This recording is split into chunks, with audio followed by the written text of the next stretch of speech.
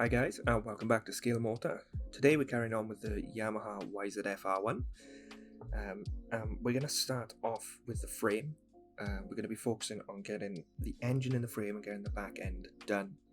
Now on the real bike, as you'll see coming up, there's a slight difference in textures on the frame. So some parts of the frame are rough cast aluminium, as you can see here and here. So that's embarrassingly dirty, but that's fine. So yeah, we are going to try and get that rough cast aluminium effect, and I didn't really know how to go about it, so I thought I would just start scraping the chrome off, because I didn't really want to strip all the chrome, because I do like the finish of the rest of the chrome on the frame. So what I opted to do was just scrape the chrome off in certain areas, and that'll just be all the areas where the actual bike has a rough cast finish. In hindsight, I probably shouldn't have done it with the knife, and I should have tried sanding it and masked it off and tried some other method, because there are some kind of knife gouges which are quite annoying, which couldn't be noticed at this point, but when we started doing the texture, they did kind of slightly stand out. So yeah, next time if I do this again, I won't use the knife. I'll sand it away, or if I do use the hobby knife, I'll kind of sand it to give it a nicer finish. So all we're doing is we're just going around each part, and it's the lower part on this frame here. Then there's the kind of subframe on the back where the tail connects. Some of it is still polished, the brushed aluminium, and some is rough cast. Then the front area where the forks connect and the engine mounts, they were all rough cast. And here you can see we've got all of the chrome off that we needed to get off. And it was quite a bit, and it looks a bit strange at the moment, but the plastic underneath did have a nice finish. So what we're going to do is we're going to come in with our Tamiya extra thin cement, and we're just going to apply it over the black areas where there's no longer any chrome, and it'll slightly melt the plastic. And then we're going to come in with a hard bristle flat brush and just stipple away, and this should give a kind of mottled rough cast effect. And we're just going to make sure we go over all the black bits. I'm doing it bit by bit, so a little bit at a time, just because I didn't want the glue to dry. We're going to make sure we go all around the sides and the back. We're also going to do the engine mount and the middle frame connector pieces. It does give quite a nice effect, as you can see here. It's not too bad, yeah. Okay, and once we were done with all the kind of stippling, it's time to mask up, ready for the paint. So the areas which are stippled, or the areas which are rough cast on the actual bike, are obviously welded to the brushed parts of the frames, and the weld lines are on the mold, so they molded into the kit.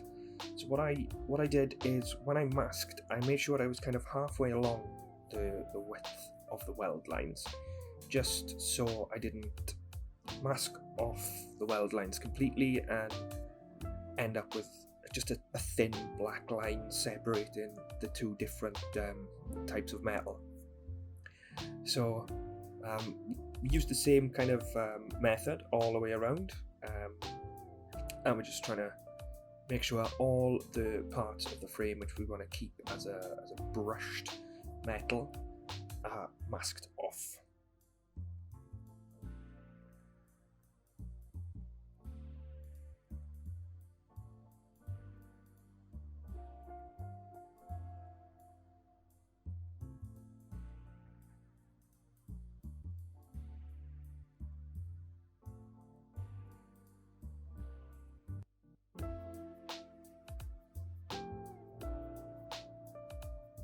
I like to mask off the kind of perimeter, the edges of where we're masking first, and then just come in with loads of little offcuts and just fill other areas. I don't think you can have too much masking tape. It's better safe than sorry, I think. I mean, I do think I went a little overboard with the tape, but like I said, I'd rather be safe than sorry.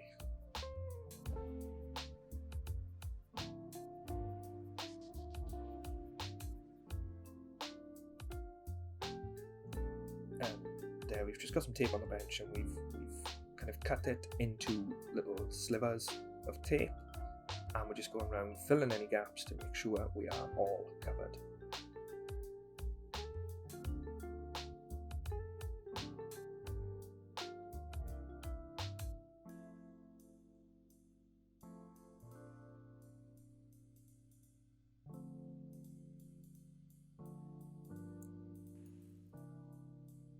Okay, so next up, what we moved on to is we're modifying the side stand for the bike now. In the kit, it's molded as just kind of one straight piece, but there are various kind of little pokey out bits welded onto the actual side stand. There's a little protruding kind of shaft towards the bottom, which is used to lower and raise the stand, so you can catch it with your toes and kick it down, which is why it's called a kickstand. And there's a little connector up towards the top and halfway down for the spring, which kind of makes the kickstand snap back into place or snap down. Make it easier on you when you're kicking it out.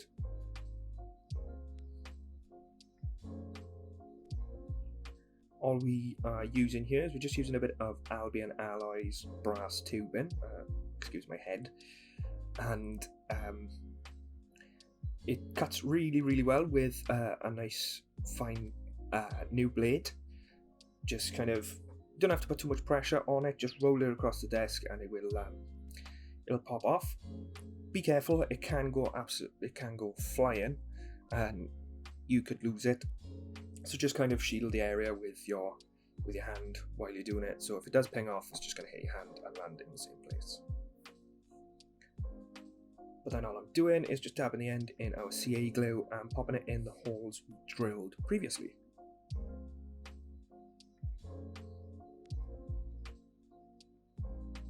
Doesn't matter at this point if it's a little bit too long, because the brass is pretty soft and we can come in with our side cutters like I do here. I wouldn't suggest using your main side cutters like I'm doing here, because if you do this often, it's very easy to blunt the blades on the nippers. But yeah, I'm lazy apparently, so I'm just using the same one.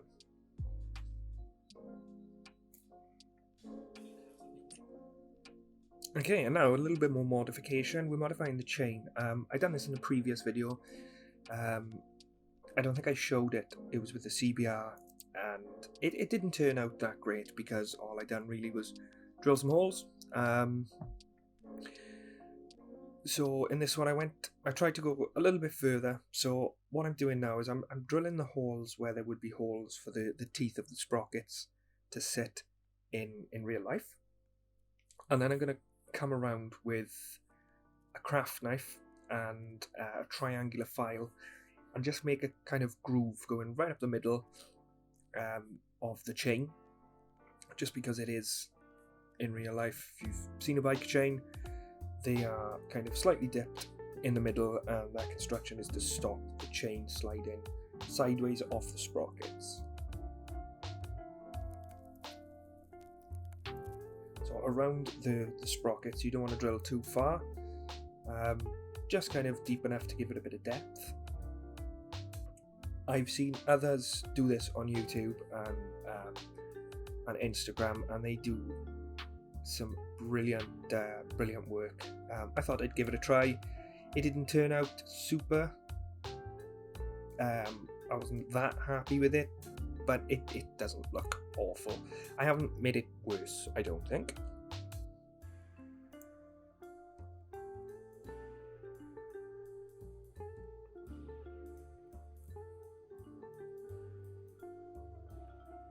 And now we're just coming in with a triangular file and just kind of rubbing it up the middle to try and make a groove. You can see I've got a craft knife blade on the desk there, and I used that to just kind of get a nice straight line up the middle.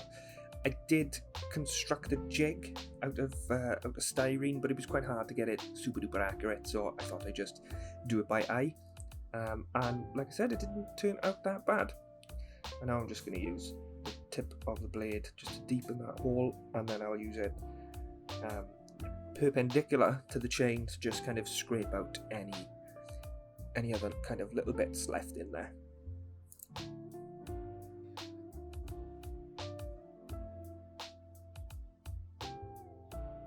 Just obviously be very careful when you're doing this, because you don't want to slip and push the blade right through your thumb.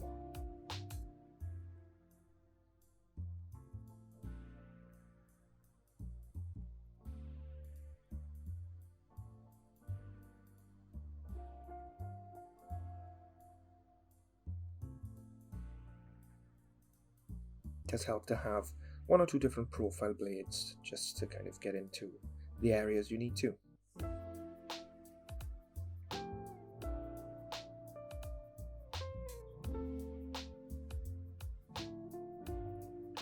And now it's time for painting. First up, we're going to be using our Ultimate Gloss Black Primer, my absolute favourite primer. We're going to come in and we're going to prime everything in this gloss black. There's a couple of bits and bobs we're going to be doing extra. We're going to be doing some weathering on parts. We're going to be trying some new techniques, which I've never tried before, which is quite exciting. But we're going to start off with primer as always. So we're just going to go around every part which we've previously cleaned up and modified. And we're going to start with a nice thin coat, just so we know we've got a nice even coverage, and then we're going to build it up till we've got a nice coverage, or coverage you're happy with. Normally for me that's three coats, 2 to 3 coats, depending on the size of the part and how heavy-handed I have been. The good thing with this primer, it is self-leveling and it's quite forgiving, so if you do go a little bit too thick, it's not too much of a problem.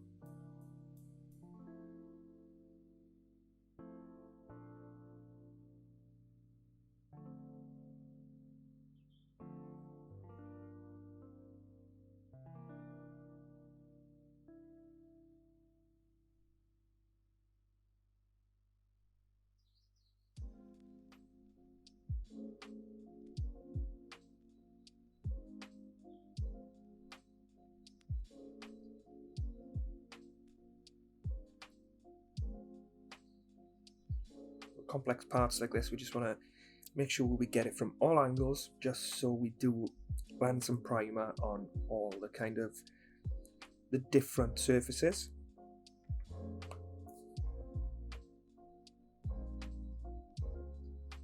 And little parts like this, we want to be a little more careful because it can have small molded detail, and we don't want to ruin that. And this is the frame now, so again we're using the Ultimate Gloss Black Primer, and hopefully our masking has been sufficient and we're completely covered on the rest of the frame. The front part of this here, the kind of clock bracket on the actual bike, that is black, so that's why I've not masked it off, and we're gonna paint that black. I haven't decided if I'm going to leave it as just the primer yet. I don't think I'm at that stage. No. I have painted it and I have left it as just the primer. Sorry, I was looking up on my shelf at the bike sitting there.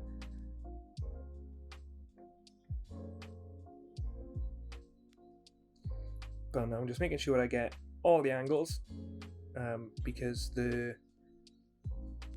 the extra thin can leave it a bit glossy, and I'm just trying to make sure I get rid of all that gloss because I want the paint to stick nicely. So this is our radiator. This is going to have a bit of weathering because it's an aluminium piece which is always wet. It's right up the front of the bike, so when you're riding it in any weathers, it's just going to flick road grime and salt up onto it. It is a black piece, but what we're going to do is we're going to prime it black first, then we're going to spray it an aluminium base coat, just so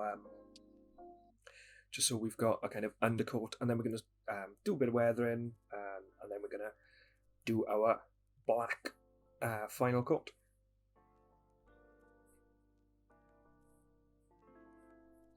So next up, we are using the Tamiya YZF-R1, which is flat aluminium. It's an acrylic paint, and I do really like the flat metallics with the Tamiyas in the acrylics. But we're using this for our rough cast areas of the frame. It's thinned about 50-50 with the Mr. Hobby leveling thinner. And as we normally do, we're just going to start with a nice light coat to make sure we get coverage, and then we're going to build up the coats until we get the desired kind of effect. It can look a bit dark on your first 1 or 2 coats, but don't worry too much about that because once we've gone over it, it will lighten up a bit.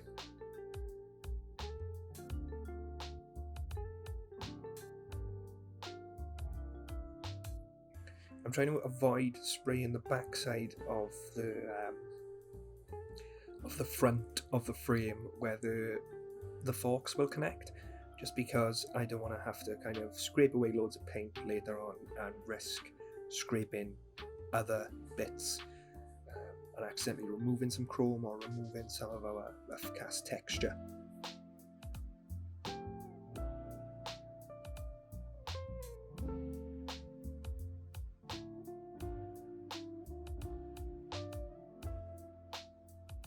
And there we go, now we've finished the paint there. You can see I've painted the radiator too. This is the fun part, and this is removing the masking tape.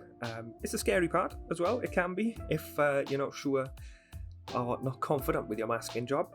But I was pretty confident here because, as you can see, there is so much masking tape. It's not going to be too much of a stark difference. I do think that maybe I could have scaled the effect a bit more and maybe stippled it out a little bit more or sanded it down just to kind of stop it looking so stark. But all in all, I'm quite happy with how it did come out.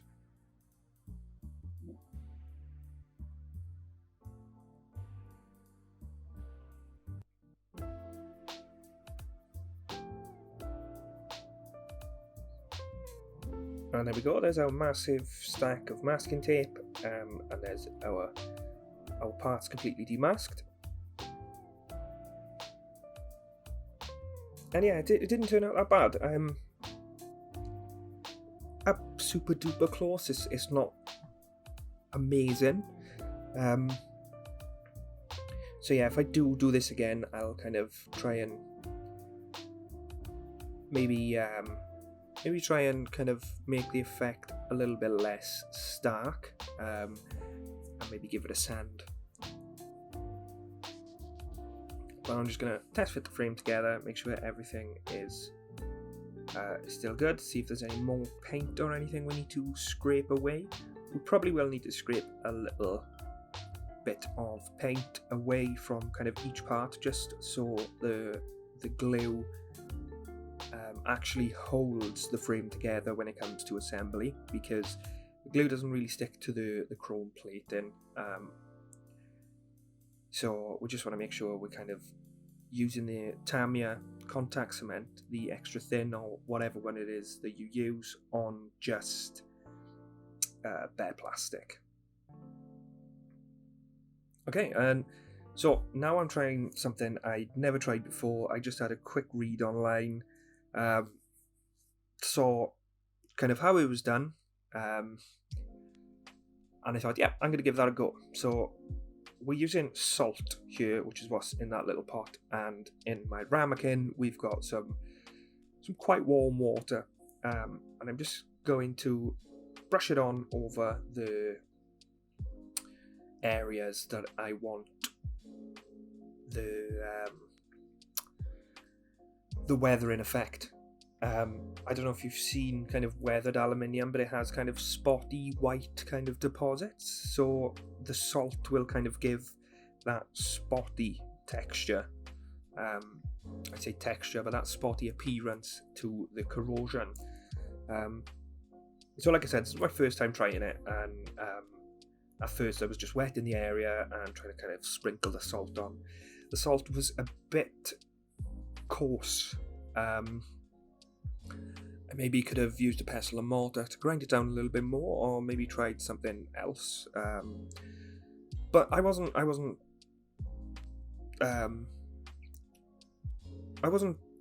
unhappy with the outcome. It just did need a little bit more weathering, so we did do that further down the line. But I kind of realised that the salt is a bit of a nightmare to work with, so I just wet the area at first, and then I started dipping the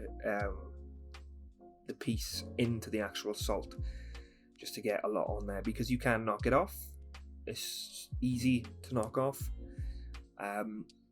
which is what I like about this technique is easy to remove it.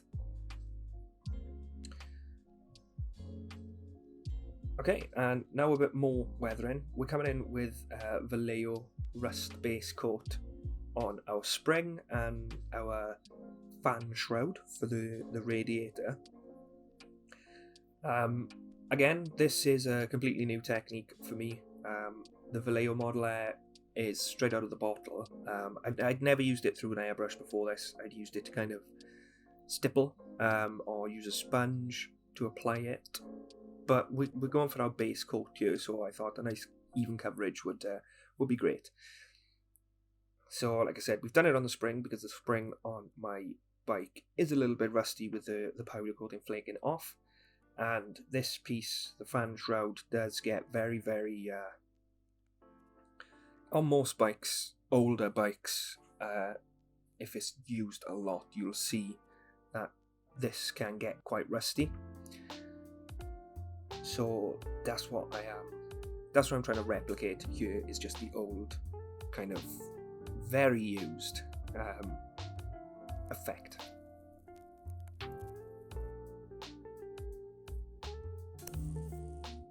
Okay, and now on to the different textures of the rust. We're just going through the various tones you get in the Valejo Model Air Rust pack. So yeah, as mentioned earlier, I like to apply with a sponge. Again, unthinned. Just rip a bit of the sponge off and dip it in the paint and just rub most of that paint off, so we're kind of dry brushing it, and then just dab it onto the parts to give that kind of rusty texture. So yeah, we went through various different colours. I'll pop the colours up on the screen here, and then we just wanted to kind of give it a believable rust effect. It doesn't matter if if it looks too much at this point, because we are going to be doing a chipping effect, so we can just take off the areas that we need. If there's particular areas where you look at it and you think, oh, the rust effect looks really great there, just keep that in mind, because when it comes to chipping it later on, you can kind of make sure you chip that area so you get that cool looking effect which you saw.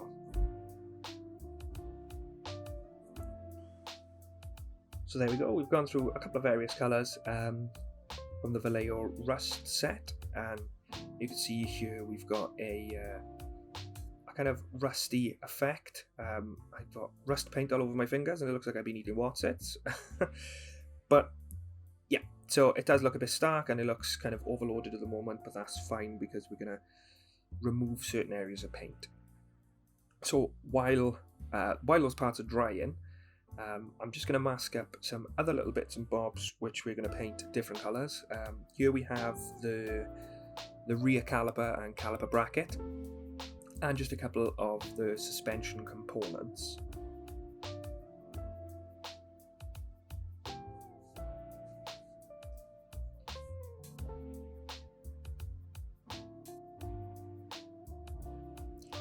This piece was modified. It was molded as one solid piece.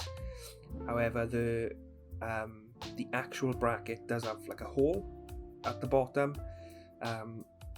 just due to the shape of it. This was molded in, and the hole was actually a solid piece of plastic. So all I done is drill that out and just cut it out to make it look a little bit more realistic. So with little fiddly areas of masking like this, I like to get some thin tape, and I'll use a cocktail stick, just to poke the tape into the areas where it might be a little hard to get into. What you can do, which I have done before, is where there's bits which kind of aren't masked adequately, shall we say, or if you're worried about where the tape overlaps or anything, you can just get a bit of liquid mask. I use the Microscale Industries Micro Mask, I believe it's called, and just dab a bit on just to kind of create that seal.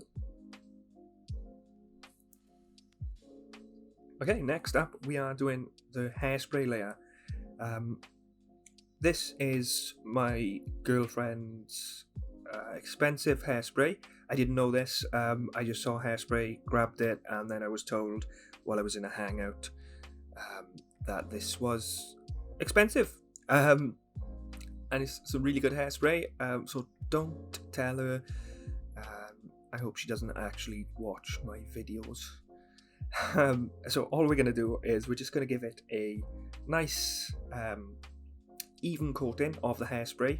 Now, like I said, I'd never done this before, and there's probably better ways to do it. I'm just kind of letting you guys know what I done and my method. This is kind of not me saying this is how it's done, because like I said, I've never tried this before, and I thought I'd just give it a go. So I just coated the parts with the hairspray, made sure I got a nice even coverage. I'm not sure, like with hindsight, I'm not sure that it needs to be completely covered. I think maybe just the area you're looking to chip, but again, don't listen to me. Like I said, this was my first try. So next up, we're using alcad polished brass, and we're using this while our hairspray dries. We're just going to go in and paint some other parts of the model which we just masked up. The polished brass is straight out of the bottle. That's what I love about alcad. And we're using this for the gold on the chain. So at this point, I just like to kind of get it all over. Just make sure that every kind of nook and cranny of that chain is filled. And again, like usual with alcad, we're going to do light coats, and we're going to slowly build it up until we get that colour that we're looking for. And this is the reservoir on the rear shock. I did at first use titanium gold from alcad, but it wasn't bright enough for me, so I changed to the polished brass. You can really tell it wasn't that bright because at the beginning of this clip, it was the parts were painted with the titanium gold, and you couldn't really tell. So it is quite a subtle gold colour. Next up, we're using Tamiya LP11. Again, Tamiya LP paints I absolutely love. We're just using these for a bit of visual difference. Rather than spray everything down here like an aluminium colour, I've decided to use the silver. This is thinned about 70% with the Tamiya, not Tamiya, sorry. We're using the Mr. Leveling thinner from Mr. Hobby. And again, just slowly building it up until we get that colour we want. I mean, all this kind of lower stuff could have been painted in aluminium or another colour we've already used, but I think this will give it a slight bit of visual difference and a bit of visual interest. Just a slight different tone, I think, which really helps kind of capture your eye. The majority of this isn't really going to be seen and it's going to be weathered, but it's a practice I like, just because I know that if it does get seen, that it's going to be slightly different and it doesn't just all blend into one. Okay, next up is the X18 semi-gloss black from Tamiya. I didn't have LP5 at the time. I don't think many people had LP5 at the time of filming. But now we're just going to go over our rusted parts, which end up black, which will be our side stand, our fan shroud, and our radiator.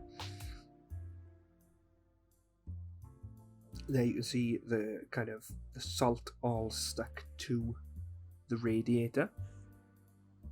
Now the airbrush will blow one or two bits off, but that's not a problem because this is meant to be random and a kind of non-uniform effect. If bits do fly off, even halfway through painting, that'll give you a kind of different effect anyway. So don't worry too much about bits coming off. The water should hold it on there quite nicely.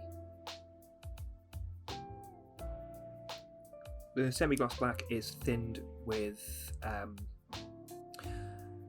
Tamiya acrylic thinner X28, about 50%, and the reason I wanted to go over with the acrylic paints was just because of the Vallejo underneath, and I wasn't sure how lacquer paints would react with the hairspray, and all I'd read online said acrylic. So we went over with the Tamiya acrylic.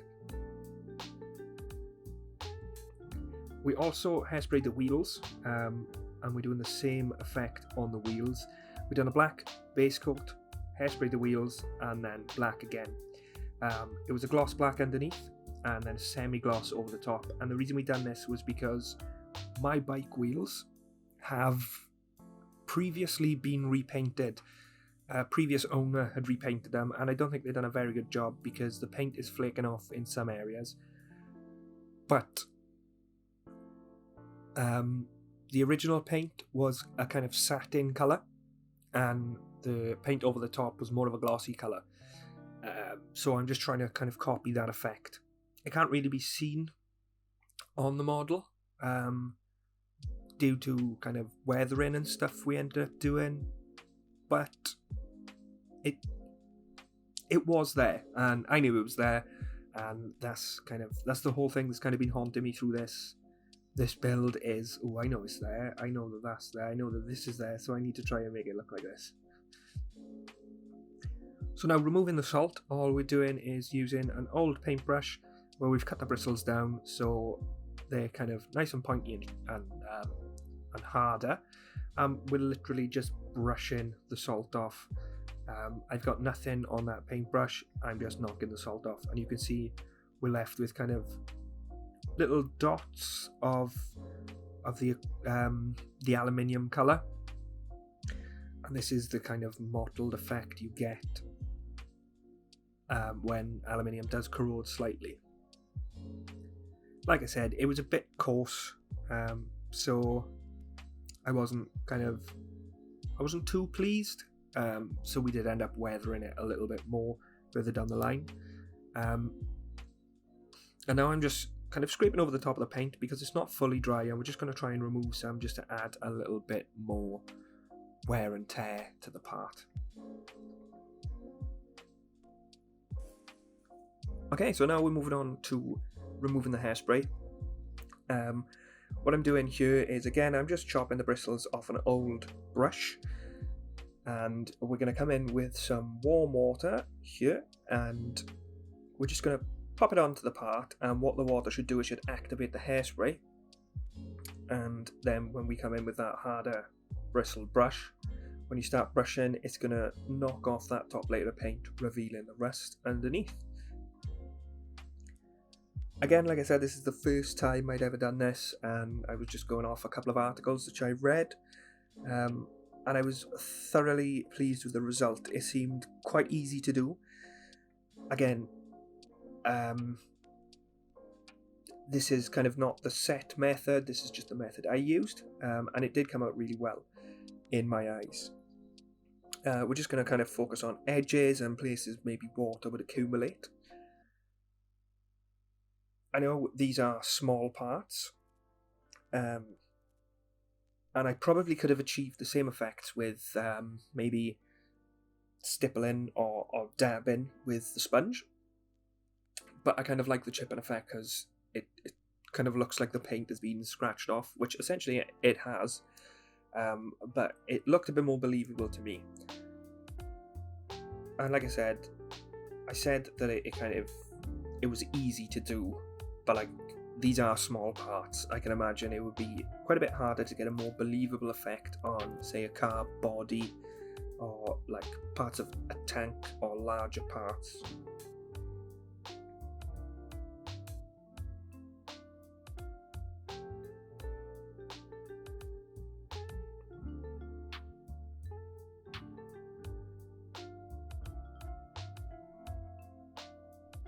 Okay, and now we've done that, we're going to move on to a little bit of detail painting and a little bit more weathering. As mentioned earlier, we did want to weather that radiator just a little bit more. So what I'm using that flat aluminium paint, and I'm doing the same method I used for the rust earlier on, and I'm removing a lot of the paint and just kind of dabbing it on in kind of key areas to tie in those coarse kind of salt grain marks. Again, it might look a little bit stark at this point, but the bits are going to be further weathered with grime and muck, so it will kind of tone it down slightly.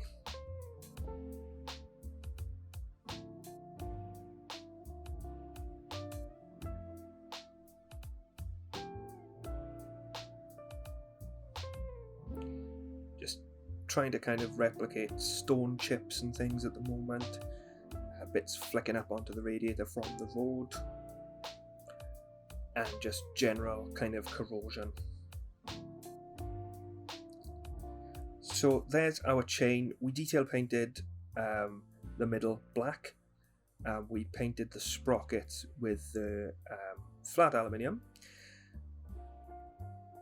And now what I'm going to do is I'm just going to go around with the Tamiya black panel liner, and we're going to apply it pretty thick in between the grooves, in between each link, because with bike chains, when you get a gold bike chain, it's normally just the outer links which are gold, so we want to kind of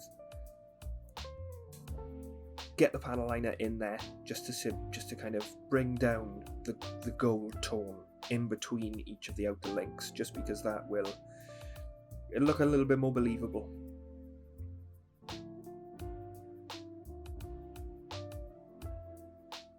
This is yet another paintbrush which I have ruined in the process, but now I've got loads of brushes for weathering. So this is kind of hard, kind of soft.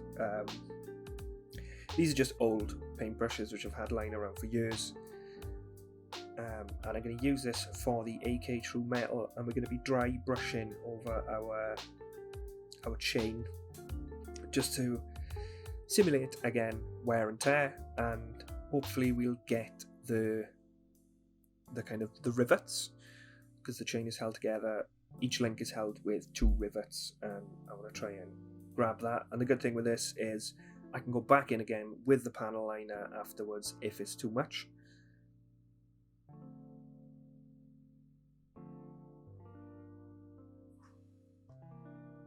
So at this point I didn't really have any weathering pigments apart from the dust one from Alcad, which I accidentally ordered when I was ordering some paint. So we're going to be using some oil pastels, which again I've had knocking around for absolute years. Hadn't used them for anything before this. I've used them on the previous video, but I mean, before using them for weathering on scale models, I had not used them. So what we're doing is we're trying to simulate some dirt and grime, and with the chain, the kind of chain lube picks up road muck and it sticks to absolutely everything. So we've got some of the brown the brown oil pastel and the black oil pastel. We popped it in a pop bottle lid, and we've put a bit of tacky glue from Hobbycraft, and we're just going to mix it up because the glue will help it stick to the areas we want it to stick to, and the oil pastels will give it a bit of texture and some colour.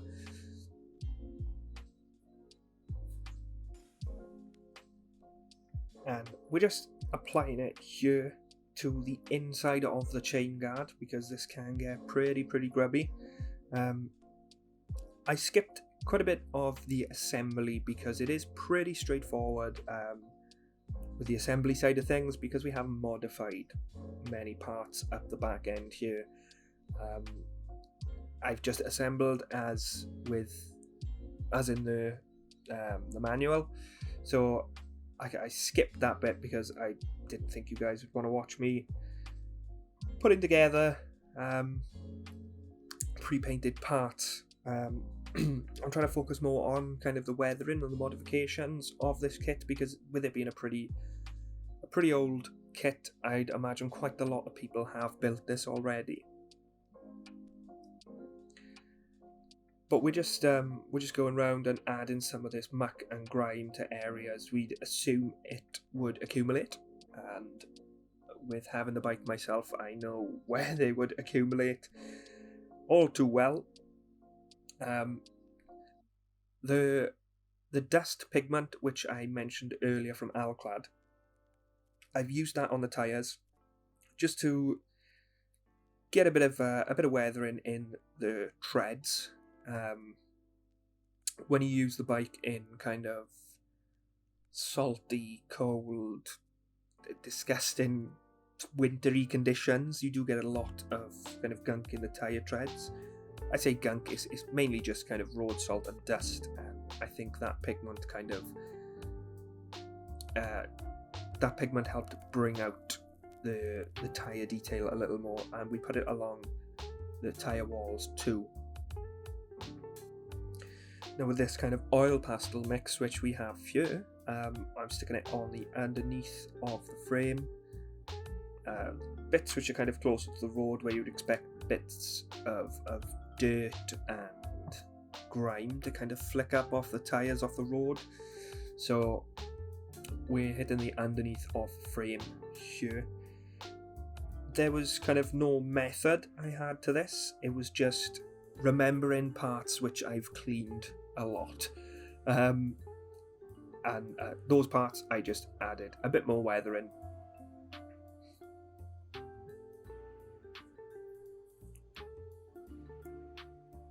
Just added a little bit of water there just so I could thin it out a little bit. So next we're using the Valejo Rust yet again, and I'm just trying to get the pins. So on the rear caliper there are pins holding the rear disc in, because the caliper is underslung and is upside down, and the way the pads go in is from the bottom, so the pins hold them in and they give them something to slide along when you actually apply the brake. These are a different composition and they are just plain metal, so they can rust. So that's what we're doing here. I'm just using a very fine brush and just kind of getting a bit of orange, and then we're using that sponge to feather it out to look like it's kind of rusted and maybe run slightly.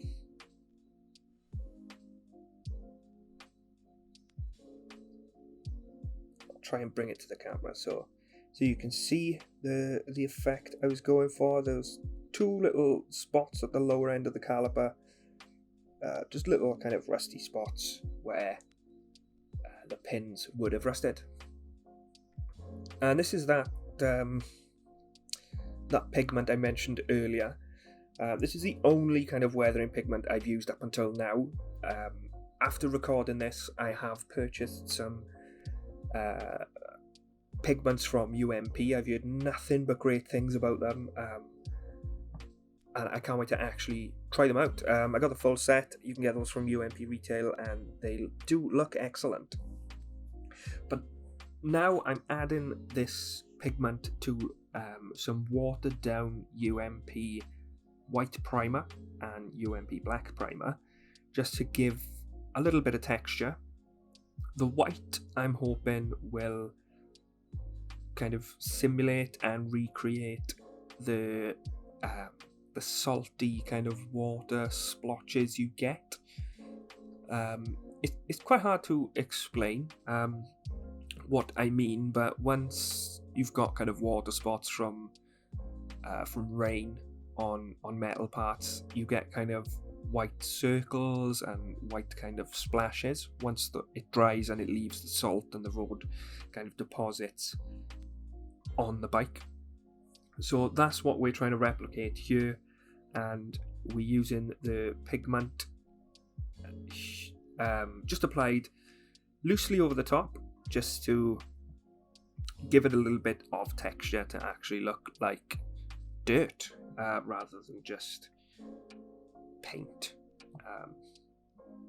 But that's what we used the white for, and the black we used the pigment to give it a bit of texture, and the black was meant to simulate just wet dirt really. And this kind of lower area of the bike can get pretty grubby if you don't keep on top of washing it, and that's just kind of oil and road grime and chain lube and various little bits like that. When it all gets together, it kind of clumps together and makes like a pretty disgusting black liquidy goo, which can be a bit of a nightmare to remove, but that's what we're trying to replicate with black.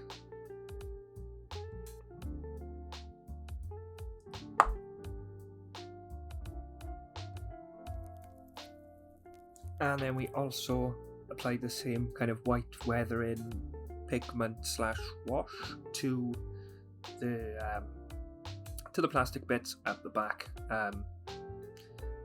This is kind of the underneath of the tail, and we've also got the license plate holder for the back end, which I have modified because I've snipped off the reflector bracket on the bottom, which on these bikes was a standard feature, one of the first things that many people removed, and the same with kind of the rest of the under tray. They cut down the license plate bracket, and now when people are looking for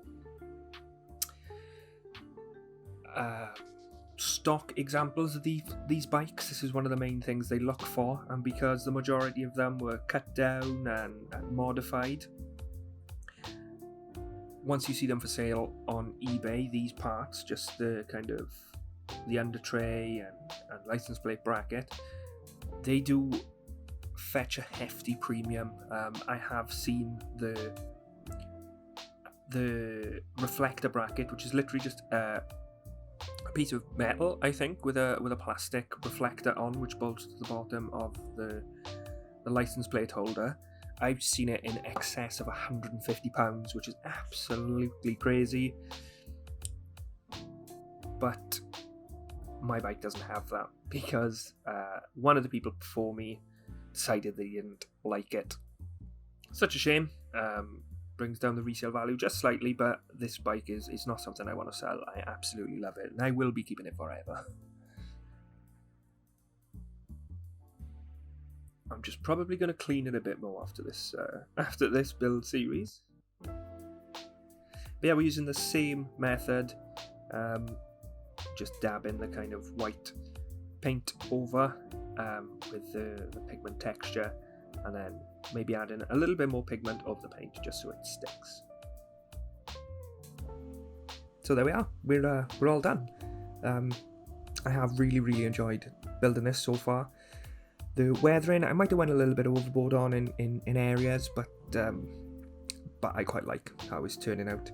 It is meant to be based on my real bike, and my bike is quite grubby because it does get used quite often, but my bike isn't as bad as this looks. When I got it, it wasn't perfect, and I do wash it, I swear. Towards the end of last year, a couple of things happened. I had a couple of issues with the bike, and it was off the road at the beginning of the year because it had no MOT and things. But now it is washed, it's all back on the road. I am showing it some love, so please don't worry. I'm not just letting it rot. But like I said, I thoroughly enjoyed building this so far. If you've enjoyed watching, then please don't forget to like, comment and subscribe. But in the meantime, have a great day and stay safe.